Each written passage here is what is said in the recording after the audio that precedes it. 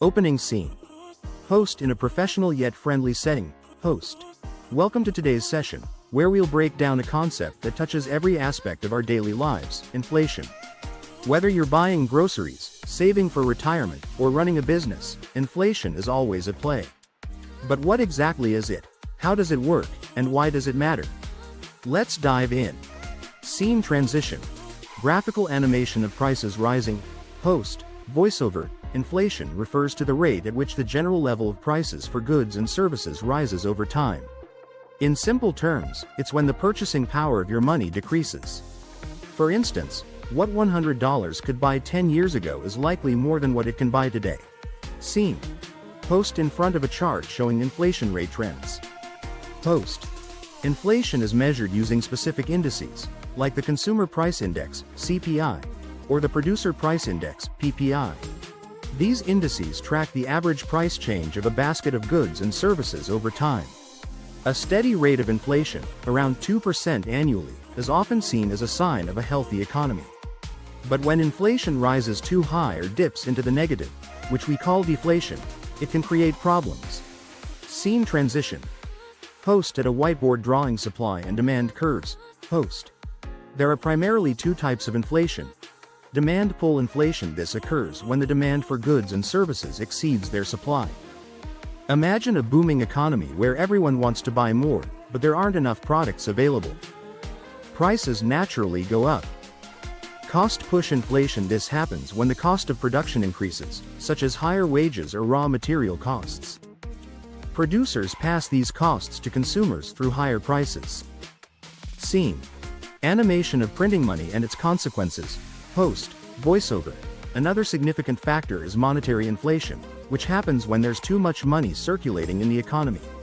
If the supply of money grows faster than the economy's ability to produce goods and services, prices will rise. Scene. Host at a desk with charts of global inflation rates. Host. So, why does inflation matter? Let's break it into three perspectives. Consumers. Higher inflation reduces your purchasing power, making everyday items more expensive. Savers and investors. Inflation can erode the value of savings unless returns on investments outpace inflation. Economies. Moderate inflation encourages spending and investment, but high inflation can lead to economic instability, while deflation discourages spending. Scene transition. Footage of central banks, e.g., the Federal Reserve. Host. Voiceover. Central banks, like the Federal Reserve in the US or the European Central Bank, play a critical role in controlling inflation. They use tools like interest rate adjustments and open market operations to influence money supply and demand. For example, raising interest rates can reduce spending and borrowing, helping to cool inflation. Scene. Host addressing the camera directly. Host. But inflation isn't just an economic issue. It's also deeply tied to global events.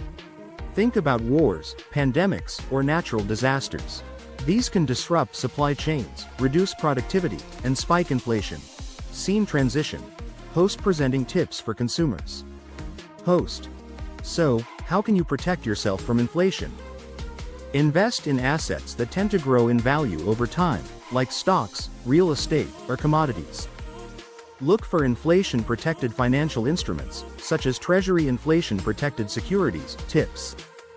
Diversify your income streams to safeguard against rising costs. Scene. Host wrapping up with an infographic of key points. Host. To recap, inflation is a natural part of economic growth, but it must be carefully managed. While it can erode purchasing power, understanding its causes and impacts helps us navigate its effects. Remember, a little inflation is healthy, but too much or too little can be problematic. Closing scene. Host in a bright and engaging setting. Host. Thanks for tuning in. If you found this explanation helpful, don't forget to like, share, and subscribe for more insights into the world of economics.